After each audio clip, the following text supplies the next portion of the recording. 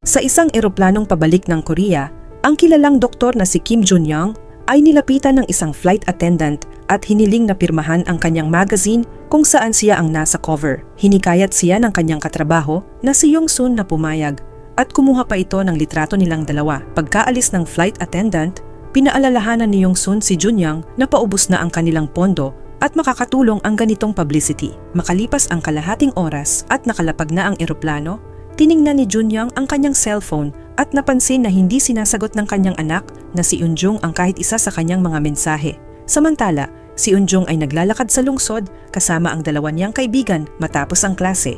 Hindi naniniwala ang mga ito na sikat ang kanyang ama at tinutukso siya dahil wala ito sa kanyang kaarawan at hindi sila nakakapag-bonding tulad ng normal na mag-ama. Dahil dito, nainis siya. Kaya nang makita niyang tumatawag ang kanyang ama, hindi niya ito sinagot. Sa airport naman, naiinis si Yong-sun dahil pinipilit ni Jun-young na manatiling simple at ayaw samantalahin ang kanyang kasikatan.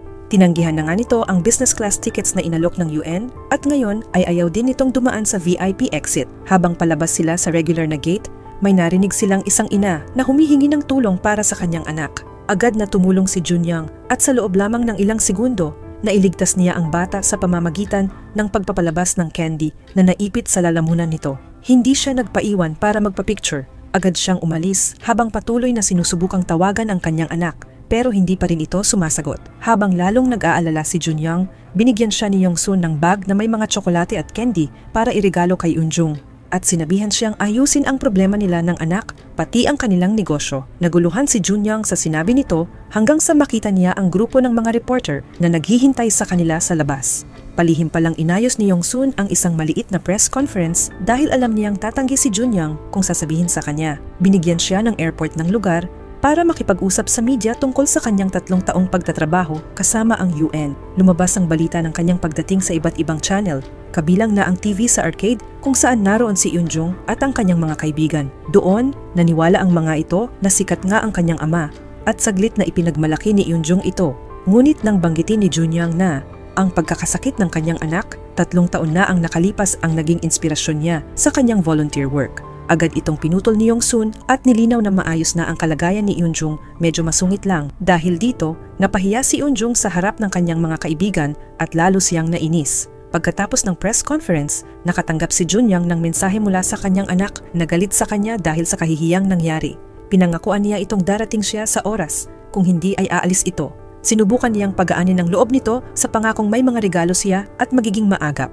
Sumakay si Jun-young sa kanyang sasakyan at nagmaneho papunta sa tagpuan nila ng anak. Nagkaroon lang ng kaunting aberya sa toll booth nang malaglag ng cashier ang sukli at kailangan pang bilangin muli. Halos umabot na siya sa oras. Pero malapit na siya sa pupuntahan nang makita niyang may naganap na aksidente. Huminto siya para tumulong. Ang sasakyang nasangkot ay isang taxi. Maingat niyang inilabas ang driver at sa kasinuri ang pasahero. Isang babae na sa kasamaang palad ay patay na. Pagdating ng mga paramedic, ipinaliwanag niya ang kalagayan ng driver at tinawagan ang kanyang anak para sabihing mahuhuli siya. Ngunit isang lalaki ang sumagot at nagsabing na aksidente ang kanyang anak. Doon niya napagtanto na si Eun-jung ang nabangga ng taxi. Bago pa siya makapag-react, kumurap siya at bigla siyang napabalik sa eroplano. Kaharap muli ang flight attendant na humihingi ng autograph. Sumabay na lamang siya sa pangyayari at muling pumirma. Pero hindi mawala ang kaba dahil tila inuulit ang buong araw. Inuulit ni Yong-sun ang parehong mga linya. Nahulaan niya ang batang mabulunan ng candy at naghihintay pa rin ang press conference. Dahil sa sobrang nerbiyos, hindi na niya natapos ang interview at agad siyang umalis papuntang parking lot habang tinetext si Eun-jung. Sinubukan niyang kumbinsihin itong sunduin na lang niya pero tumanggi ito at sinabing magkita na lang sila sa dati nilang lugar. Habang nagmamaneho, patuloy niyang tinatawagan ng anak pero hindi ito sumasagot. Sa toll booth, hindi na siya naghintay sa sukli nang malaglag ito ng cashier. Ngunit pagdating niya sa lugar ng aksidente, huli na siya. Patay na si Eun-jung. Habang nakaluhod siya sa tabi nito, muling nag-reset ang araw. Sa pagkakataong ito, hindi na siya nagatubili. Tumakbo siya palabas ng regular gate, kinuha pa ang candy ng bata at dumaan sa VIP exit para maiwasan ang mga reporter. Tinext niya si Eun-jung na kanselahin na lang ang kanilang pagkikita, dahilan para tawagan siya nito at sabihin kung gaano ito nasasaktan sa pagiging malayo niyang ama. Sinabi nitong maghihintay ito hanggang dumating siya bago ibaba ang tawag. Dahil sa takot, nagmaneho si Jun-young ng mabilis. Lumabag sa speed limit at dumaan pa sa toll booth nang hindi nagbabayad. Sa pagmamadali, Napasok siya sa one-way street at naharang ng kasalubong na sasakyan. Nang makaalis siya, huli na naman siya. Muling nag-reset ang araw. Ngayon, nagmaneho siya ng mas mabilis at iniwasan na ang one-way street. Ngunit nabangga naman siya sa isang iskinita at napilitang maglakad papunta sa pinangyarihan ng aksidente, kung saan muli siyang nahuli. Sa sumunod na pag-reset, napagtanto ni Junyang na wala ng silbi ang pakikipag-usap sa kanyang anak, kaya kinuha niya ang cellphone ng taxi driver at nalaman ang numero nito. Nang mag-reset muli ang araw, tinawagan niya ang driver upang balaan ito tungkol sa mangyayaring aksidente. Ngunit agad lang siyang pinatayan ng tawag. Sa pagkakataong ito, mabilis siyang lumabas ng airport at dumaan sa mga hindi pa tapos na kalsada, kaya nakarating siya sa pinangyarihan ng mas maaga ng ilang minuto. Ngunit ang nagawa lamang niya ay masaksihan mismo ang sandaling mabangga ng taxi ang kanyang anak. Bumigay si Junyang at nagwala sa harap ng bangkay. Pero bigla siyang hinila ng isang lalaki na nagsabing pareho ang nangyayari sa bawat araw maliban sa kanila. Ang lalaking ito ay si Lee Min-chul, isa sa mga paramedic na nakausap ni Junyang noong unang nangyari ang aksidente. Habang ang kasama nitong paramedic ang tumingin sa driver, si Min-chul naman ang sumilip sa loob ng taxi at natuklasan na ang babaeng patay ay ang kanyang asawa na si Mi-kyung. Bago pa siya makapag-react noon, nag-reset din ang araw para sa kanya. Sinubukan niyang tawagan ang kanyang asawa ngunit hindi ito sumasagot. Ilang beses din niyang ginamit ang mga reset para makarating ng mas maaga sa aksidente, pero palagi siyang nabibigo, kaya ginamit na lang niya ang oras sa paghahanap kay Mi-kyung. Ngunit wala ring nakakaalam kung nasaan ito. Napansin niya na sa bawat reset ay iba ang kilos ni Junyang. At ngayon lang siya nagkaroon ng pagkakataong makalapit dito bago matapos ang araw. Ngunit kakaunti na lang ang oras. Kaya sinabi ni Junyang na magkita sila sa susunod na pag-uulit ng araw upang mag-usap ng maayos. Sa sumunod na reset, nagkita ang dalawa sa isang abandonadong kalsada at ibinahagi ang kani-kanilang naranasan. Napagtanto nila na tila imposibleng pigilan ang mismong aksidente. Kaya mas mabuting pigilan na lang na makarating doon ang kanilang mga mahal sa buhay. Hinayaan nilang mag-reset muli ang araw at sa pagkakataong ito, dumalo si Junyang sa press conference upang gamitin ito bilang paraan para kausapin si Eunjung dahil hindi nito sinasagot ang kanyang tawag. Nakita siya ni Eunjung sa TV na nagsasabing ililipat niya ang kanilang tagpuan sa Central Park. Ngunit napahiya lang siya muli sa harap ng kanyang mga kaibigan at hindi niya pinakinggan ang kanyang ama. Pagkatapos ng conference, tinawagan ni Junyang si Mi-kyung. Dahil nag-away sila ni Min-chul, hindi nito sinasagot ang mga tawag ng asawa pero sinagot nito ang kay Junyang. Sinubukan niyang babalaan ito tungkol sa aksidente. Ngunit huli na, sumasakay na ito sa taxi habang nag-uusap sila. At ilang sandali lang, nangyari na naman ang aksidente. Muling nag-reset ang araw kaya nagbago sila ng plano. Sa pagkakataong ito, kinausap muli ni Junyang si Eunjung sa conference, ngunit hindi lang niya binago ang lugar ng pagkikita. Sinabi rin niyang mahal niya ito at nangakong hindi na siya mahuhuli. Dahil dito, medyo lumambot ang loob ni Eunjung at pumayag sa bagong plano. Samantala, alam ni Min-chul na hindi nila mapipigilan ang kanyang asawa na sumakay sa taxi. Kaya naisip niyang pigilan na lang ang mismong taxi. Hinampas niya ang kanyang ulo gamit ang isang bato at pumunta sa pulisya. Nagpapanggap na biktima ng hit and run at ibinigay ang plaka ng taxi para ito ay harangin ng mga pulis. Habang hinihintay ang aksyon ng pulis, naalala niya ang huli nilang pagtatalo ni Mi-kyung. Nag-away sila tungkol sa pagkakaroon ng anak. Gusto na agad ni Mi-kyung at handa pa itong isantabi ang pag-aaral para magtrabaho, ngunit hindi sang-ayon si Min-chul. Gusto rin niya ng anak, pero nais niyang maghintay muna ng ilang taon hanggang makuha niya ang kanyang promotion. Pagkatapos ng kanilang pagtatalo, hindi na siya kinausap ni Mi-kyung. Ilang sandali pa, dumating ang mga pulis kasama si Junyang sa pinangyarihan ng aksidente. Ngunit wala namang aksidente. Inisip nilang nagtagumpay sila, kaya tinawagan ni Junyang si Min-chul at sinabing magkita na lang sila mamaya para magdiwang bago siya pumunta sa park upang makipagkita sa kanyang anak. Samantala, natunton ng mga pulis ang taxi. Ngunit nang lapitan nila ito, bigla itong tumakas ng mabilis. Hinabol ito ng pulisya at narinig ni Min-chul ang habulan sa intercom ng ambulansya. Kaya agad din siyang nagtungo sa park. Habang hinahanap ni Junyang ang kanyang anak sa park, nakatanggap siya ng tawag mula sa hindi kilalang numero. Ang taxi driver pala iyon. Sinabi nito na nakita niya ang press conference at alam niyang binago ang lugar ng pagkikita. Ibig sabihin nito, mamamatay si Eunjung doon sa park imbes na sa kalsada kung saan dapat siya namatay 3 taon na ang nakalipas. Sa desperasyon, nagmadali si Junyang sa loob ng park at sinuri ang bawat batang babae hanggang sa makita niya si Eunjung kasabay ng pagdating ng taxi. Inilagay niya ang sarili sa pagitan ng sasakyan at ng kanyang anak, ngunit nag-reset na naman ang araw. Pagkagising, Tinawagan siya ni Minchul at ibinahagi ang kanyang natuklasan.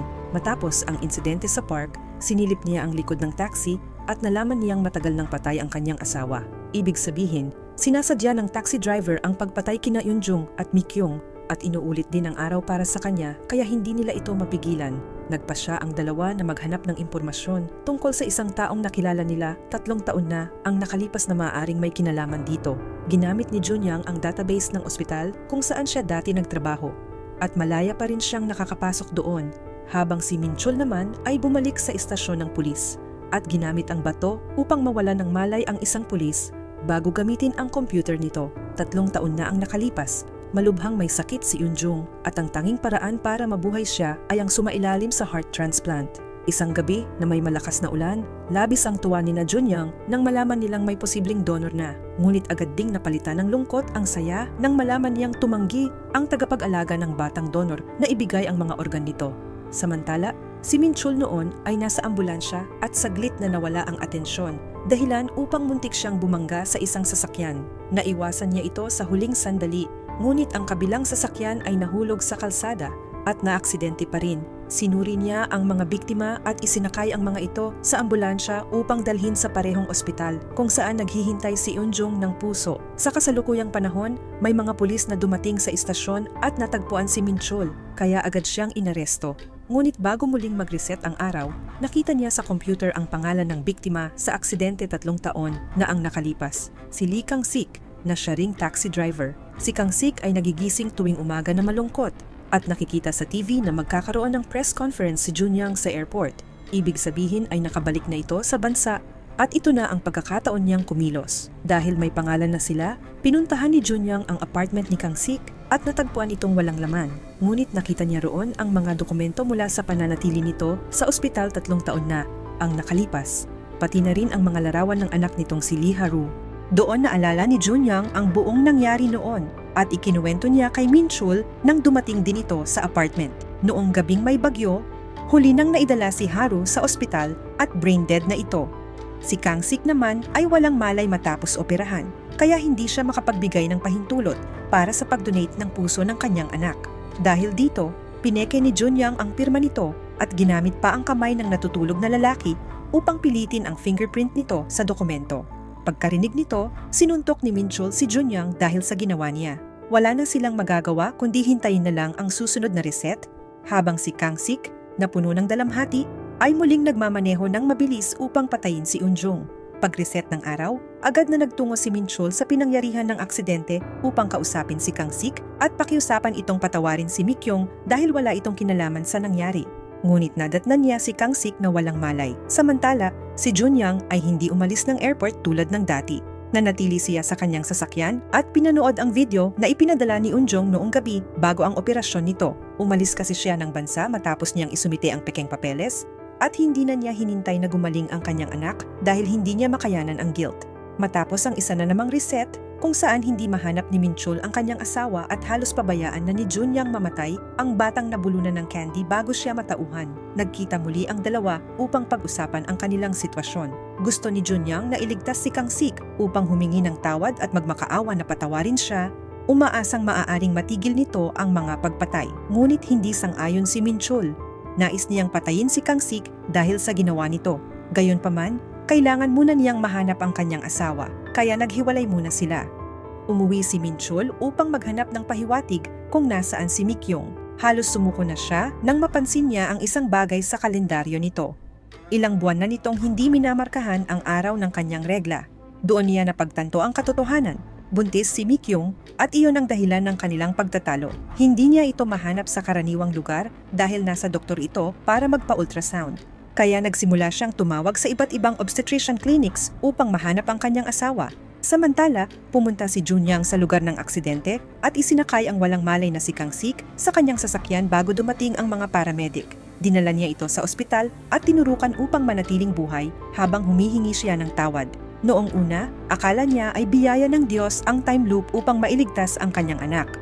Ngunit ngayon ay iniisip niyang isa itong parusa dahil paulit-ulit niyang nakikitang namamatay si Eunjung. Sinabi niya kay Kang-sik na desperado lang siya noong gabing iyon at kahit sinong ama ay gagawin din ang kanyang ginawa. Sumang-ayon si Kang-sik, oo, gagawin din niya iyon.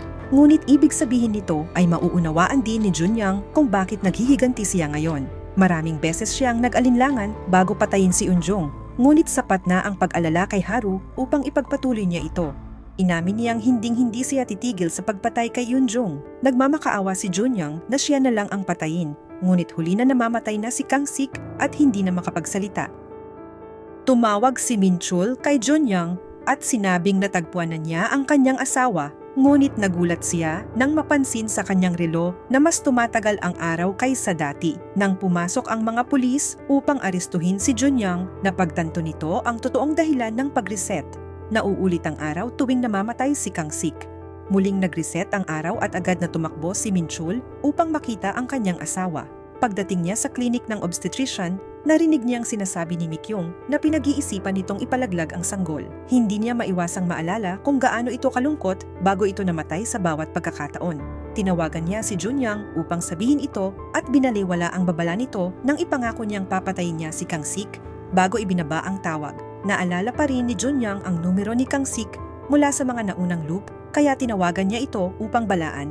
Ngunit huli na, nakasakay na si Min-chul sa taxi. Sinaksak niya si Kang-sik sa balikat at nagkaroon ng marahas na labanan ng dalawa habang sinasabi ni Min-chul ang tungkol sa pagbubuntis ni Mikyung. Ngunit hindi ito nakaapekto kay Kang-sik at pinaalala nito na noong gabing iyon ng aksidente, tumakas muna si Min-chul bago bumalik upang tulungan sila. Kung hindi sana siya nag-atubili, baka buhay pa ang kanyang anak. Nagsuntukan ang dalawa gamit ang iba't ibang bahagi ng sasakyan hanggang sa tuluyang matulak ni Kang-sik si Min-chul palabas ng taxi. Pagkatapos, mabilis siyang nagmaneho upang puntahan si Eunjung sa takdang oras. Si Junyang ay papunta rin doon at sa pagkakataong ito ay nauna siyang dumating bago mangyari ang aksidente. Ipinwesto niya ang kanyang sasakyan sa pagitan ni Eunjung at ni Kang-sik. Kaya nailigtas niya ang kanyang anak at tumagilid ang taxi. Matapos dalhin si Eunjung sa ligtas na lugar at sabihing maghintay dahil may kailangan siyang gawin, bumalik si Junyang sa taxi at sinubukang ilabas si Kang-sik. Ngunit nahirapan siya dahil naipit ang paa nito sa wasak na sasakyan. Hindi maintindihan ni Kang-sik kung bakit sinusubukan pa siyang iligtas ni Junyang. Kaya ipinaliwanag nito na tuwing namamatay siya ay nagre-reset ang araw. Ibig sabihin, ang paulit-ulit na araw ay likha ni Haru na ngayon ay nabubuhay sa loob ni Eunjung upang iligtas ang kanyang ama. Kapag pinatay si Eunjung at ang pusong ibinigay sa kanya, parang pinatay na rin muli si Haru. Sa sandaling iyon, dumating si Min-chul sakay ng ambulansya at galit na galit. Nagmadali si Junyang na hilahin si Kang-sik palabas ng taxi bago pa ito salpukin ni Min-chul. Ngunit hindi pa rin sumusuko si Min-chul. Kumuha siya ng kutsilyo at lumapit kay Kang-sik. Ngunit agad siyang sinunggaban ni Junyang upang pigilan siya. Sa gitna ng kanilang pakikipagbuno, aksidenteng nasaksak ni Min-chul si Junyang. Kahit sugatan, pinipilit pa rin ni Junyang na huwag patayin si Kang-sik kahit pa ikamatay niya ito dahil ang mahalaga ay mabuhay ang kanyang anak, si Mikyung, at ang sanggol nito. Samantala, napansin ni Kang-sik si Eunjung na malapit lang. Habang sariwa pa sa kanyang isip ang mga sinabi ni Junyang, lumapit siya at naalala kung paano siya kinausap ng bata noong nasa ospital siya at hiniling na mabuhay siya dahil si Haru ay nasa loob niya. Nang tuluyan niyang maramdaman ang presensya ng kanyang anak kay Eunjung, niyakap niya ito. Nang mapansin niya na nagliliyab ang sasakyan sa likod nila, mabilis siyang humarap at tinakpan si Eunjung mula sa paparating na pagsabog na naging dahilan ng isa na namang pag-reset ng araw. Ito na ang huling beses na mauulit ang araw dahil alam na ng tatlong lalaki kung paano itatama ang lahat. Si Min-chul ay naghintay sa labas ng obstetrician clinic para kay Mikyung. Matapos humingi ng tawad sa kanyang naging asal, sinabi niyang handa na siyang magkaroon sila ng anak. Nang makatanggap si Mikyung ng mensahe mula sa hindi kilalang numero na may nakasulat na "I'm sorry", sinabi niya kay Min-chul na babae ang kanilang magiging anak at napagdesisyonan nilang pangalanan itong Haru. Si Kang-sik naman ay pumunta upang makita si Eunjung at ipinakita ang larawan ni Haru. Natuwa si Eunjung na makilala ito at tinanong kung ano ang paboritong pagkain ng anak nito. Nang sagutin niyang tsokolate, natawa si Eunjung dahil dati ay ayaw niya ng matatamis. Pero simula nang sumailalim siya sa operasyon, palagi na niyang hinahanap ang tsokolate. Nakatanggap din si Kang-sik ng mensahe na may nakasulat na "Thank you". Samantala, sa airport, inamin ni Junyang kay Yongsun ang lahat ng kanyang ginawa. Nainis man si Yongsun sa narinig, naniniwala itong dapat nang ibaon sa nakaraan ang lahat dahil tapos na ito. Ngunit hindi nakinig si Junyang. Nang oras na ng press conference, iniharap niya ang sarili sa mga kamera at inamin ang kanyang kasalanan sa harap ng buong mundo. Kung nagustuhan mo ang recap na ito, huwag kalimutang i-like, mag-comment at mag-subscribe. Maraming salamat sa panunood hanggang sa susunod na recap.